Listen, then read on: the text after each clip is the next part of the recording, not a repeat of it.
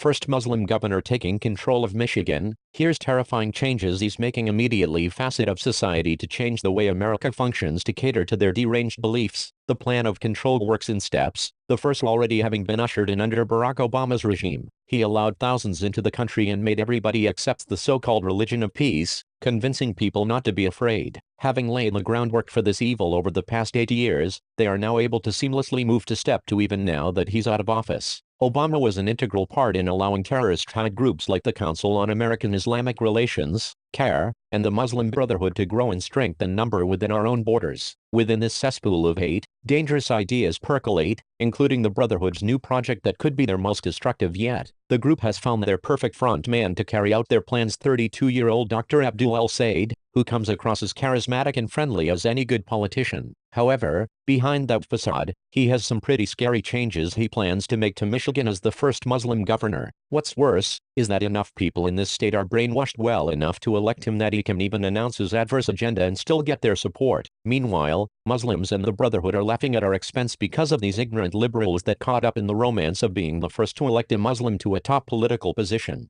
Freedom Daily previously reported about El-Sayed with what the country needs to know about him. Just like Obama, he speaks without an accent and is charismatic, attributes that divert everyone's attention away from the fact that he's a Muslim with the full backing of the Muslim Brotherhood terror organization. If you think this sounds like Obama 2.0, you'd be 100% correct. He too hates Trump with a passion, saying that the president's decisions are at odds with deeply held American values, with Michigan already transforming into a Muslim cesspool in recent years. Sayed's win as the governor would put the finishing touches on the state whose citizens are already being threatened by the complete takeover of Sharia law. Dick Manasseri, who heads a group called Secure Michigan, made a chilling prediction about what's in store for Michigan should Sayed win. A state he labels a Sharia swamp. It is the exact same thing as Barack Obama in Chicago in the early 2000s, said Manasseri. Dr. Manasseri stated, "He's young, attractive, he does not give out a lot of information, he speaks in platitudes about celebrating inclusiveness and diversity, he's very well packaged," Manasseri said. "He's far more accomplished than Barack Obama.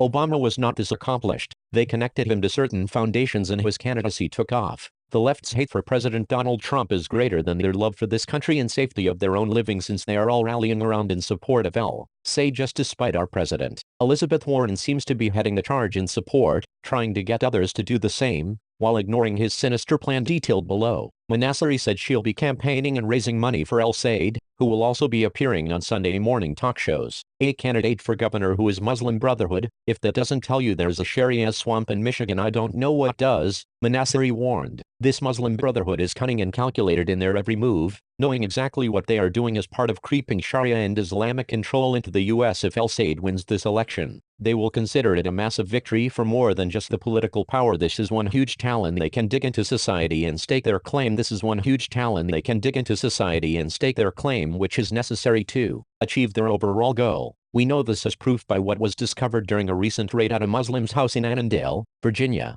Freedom Daily previously reported that federal agents discovered a dusty bundle of documents in the basement outlining the Muslim Brotherhood's secret 5-phase plan for taking down America. This was a closely guarded secret until the FBI got their hands on this blueprint for taking down our country, authored by Muslim Brotherhood ringleader Yusuf al-Qaradawi. If you aren't familiar with the documents, they are nothing short of chilling. 27 years ago, Muslim Brotherhood leader Yusuf al-Qaradawi traveled to America to organize Muslims across America, educating them with his diabolical plan for the complete Muslim takeover of America that would take 30 years to complete. It included a key tactic known as Muruna, where Muslims are able to violate Sharia law in order to convince Americans that they are just like us. Just like an Ebola virus, Muruna is extremely effective, as Muslims are now able to seamlessly integrate into every facet of our society, as they make their way into our public school systems, our federal and law enforcement agencies, and key positions within our government. Muruna is the tactic that both Barack Hussein Obama used to convince America he was just like us, and now the Muslim Brotherhood is employing the same tactic as they groom Abdul El-Sayed to take over as governor in Michigan. Sayed's win in Michigan will be one more nail in America's coffin, as we all know the Muslim Brotherhood's true intentions for our country, which is a land completely ruled by Sharia law. This is not about tolerance or making political milestones of putting a Muslim in office. It's about his ties and his 5-phase plan for a dangerous takeover that he believes in through the Brotherhood. It's important to not ignore the glaring details and connections in this circumstance, because after he's elected it will be too late to turn back.